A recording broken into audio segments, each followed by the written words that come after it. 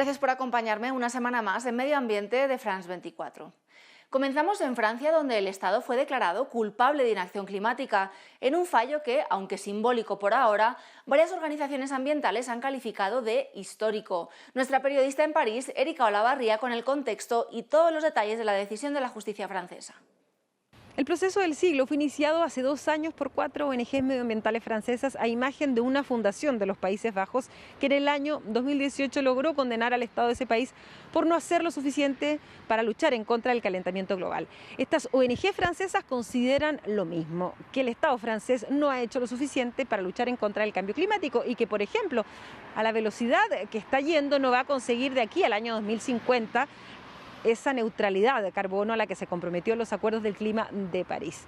Se basan para decir esto en muchos informes, entre ellos el informe anual del Alto Consejo para el Clima de Francia, publicado a fines del año pasado, que decía que justamente la velocidad que está llevando Francia en la lucha contra el cambio climático no es la adecuada.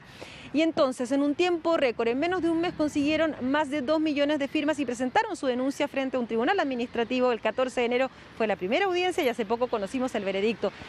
Este juzgado consideró que el Estado francés es responsable de inacción climática, lo obliga a pagar un euro simbólico a estas organizaciones, pero lo que es más importante, le pide a las ONGs que entreguen una lista de medidas que consideran que debe tomar el Estado para reparar el daño climático. ¿Y por qué es importante este veredicto? Porque considera que el Estado es responsable del cambio climático, de los daños que produce y lo obliga a reparar esos perjuicios.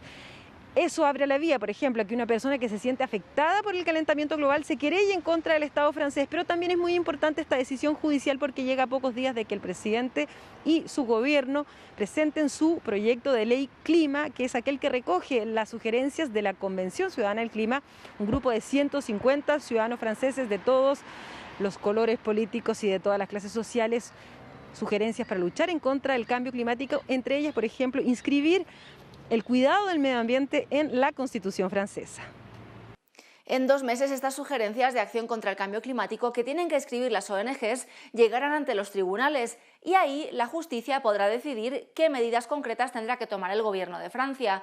Por su parte, el portavoz del Elíseo admitió que el país está atrasado en la lucha contra el cambio climático, aunque también hizo un llamado para que los que recriminan la inacción gubernamental propongan soluciones para incrementar el impacto positivo. Es más que razonable decir que nuestro país ha acumulado un retraso desde hace años en la lucha contra el calentamiento global.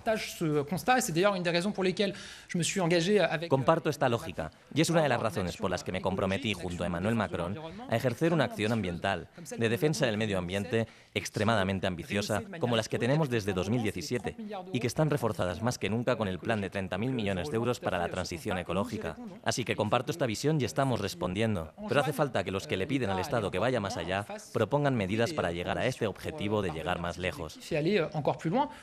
Una de las ONGs que interpuso la demanda contra el Estado asegura que sabe perfectamente sobre qué aspectos hay que trabajar más, pero que lo importante de esta sentencia es que pone la pelota en el terreno del gobierno, que según ellos siempre intenta evadir su responsabilidad climática, y recordó que las acciones valen más que las palabras.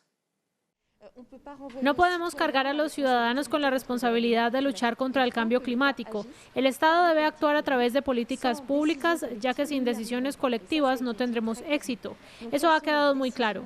¿Cuáles son las decisiones en las que podemos guiar al Estado? En políticas de transporte, de aislamiento térmico. Sabemos cuáles son los campos en los que hay que actuar, y para estos no solo hay que tener objetivos teóricos, en papel o grandes frases, sino que hacen falta acciones y medios que los respalden. Esta decisión del 3 de febrero se une además a la fecha límite que tiene el Estado francés este mismo mes para justificar que está dando los pasos adecuados para alcanzar sus objetivos a 2030 en la lucha contra el cambio climático.